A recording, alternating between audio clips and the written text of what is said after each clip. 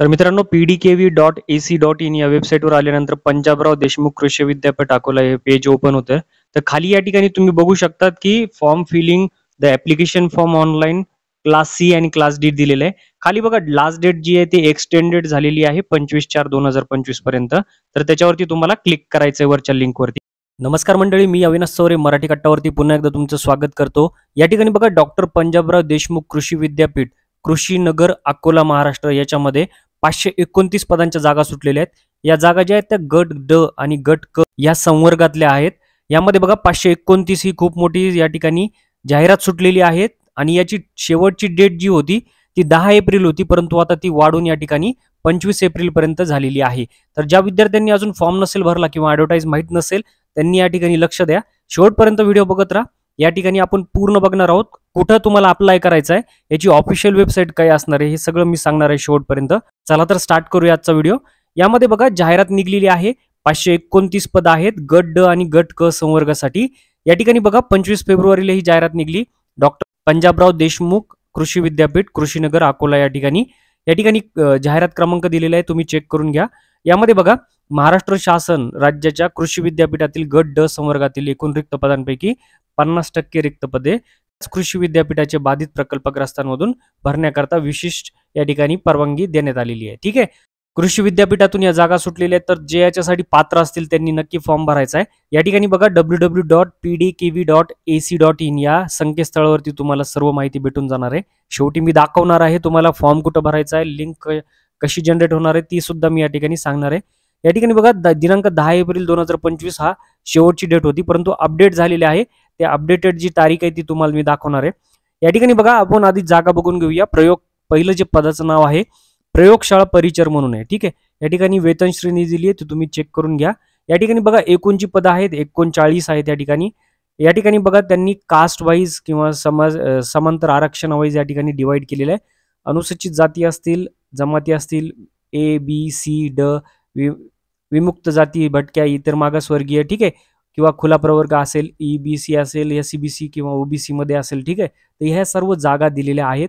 या ठिकाणी बघा सगळं डिवाइड केलेलं आहे. प्रयोगशाळा परिचरमध्ये एकूण 39 पद आहेत. त्या ठिकाणी बघा नेक्स्ट जे पद आहे या ठिकाणी ते आहे परिचरचं. सेकंड जे पद आहे परिचर आहे. एकूण 80 पद आहेत आणि वेतन श्रेणी या ठिकाणी दिलेली आहे. टोटल या ठिकाणी जागा आहेत त्या डिवाइड केलेल्या आहेत समांतर आरक्षणामध्ये. एकदा व्हिडिओ स्टॉप करून तुम्ही व्यवस्थितरित्या चेक करून घ्या. त्यानंतर बघा या ठिकाणी तिसरं जे पद आहे चौकीदार आहे आणि या ठिकाणी बघा एकूण 50 पदे आहेत. वेतन श्रेणी या ठिकाणी दिलेली आहे 47,600 पर्यंत.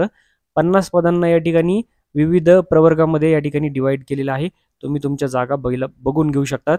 आणि खाली बघा या ठिकाणी प्रवर्गनिहाय यांचं सुद्धा डिव्हिडेशन केलेलं आहे. सर्वसाधारण, महिला, खेळाडू यांच्यासाठी काय काय जागा राहतील तर एकदा चेक करून घ्यायचं आहे.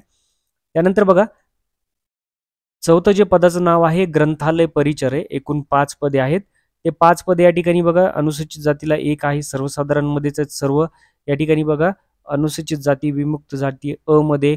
त्यानंतर बघा या ठिकाणी इतर मागासवर्गीयाला 2 असे म्हणून 5 जागा या ठिकाणी आहेत. त्यानंतर बघा या ठिकाणी 5वं जे पद आहे हॉलमनचं एकूण 2 पदं आहेत. दोन्ही पदं या ठिकाणी बघा एक अनुसूचित जातीसाठी आणि एक खुल्या प्रवर्गासाठी आहे. तर टोटल अशी 2 पदे आहेत, ते सुद्धा चेक करून घ्या.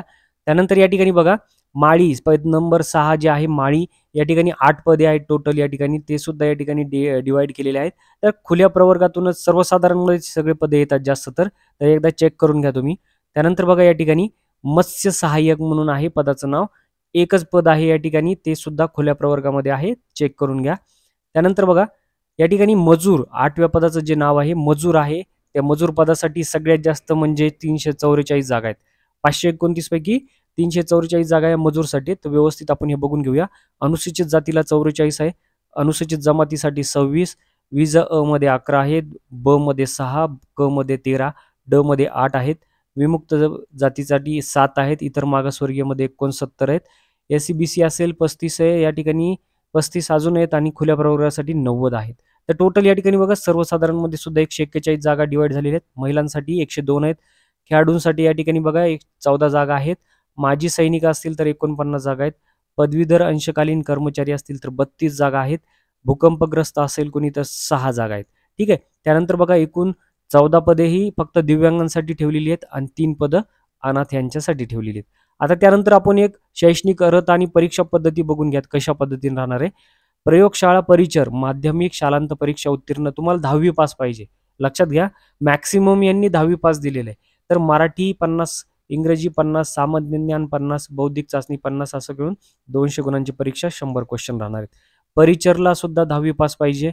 चौकीदाराला 7वी पासच पाहिजे. बघा आता चौकीदारासाठी 7वी पास लागते. तर बाकी सगळी जी आहे तुम्हाला सर्वांना सारखी एक्झाम आहे. 60 गुणांची व्यावसायिक चाचणी आणि 40 गुणांचं राहणार आहे या ठिकाणी शारीरिक चाचणी चौकीदारासाठी.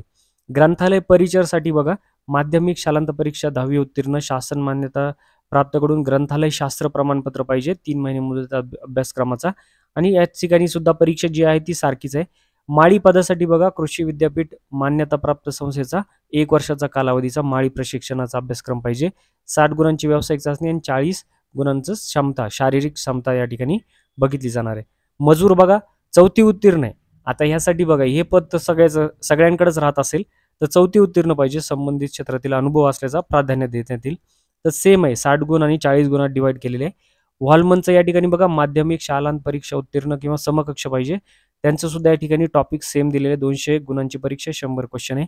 आणि शेवटचं जे मत्स्य सहाय्यक आहे, सगळ्यात महत्त्वाचं ते या ठिकाणी बघा, इयत्ता 4थी उत्तीर्ण आहे. राज्य मत्स्य विभागाच्या फ्रेश वॉटर फिश कल्चर प्रमाणपत्र लागतंय.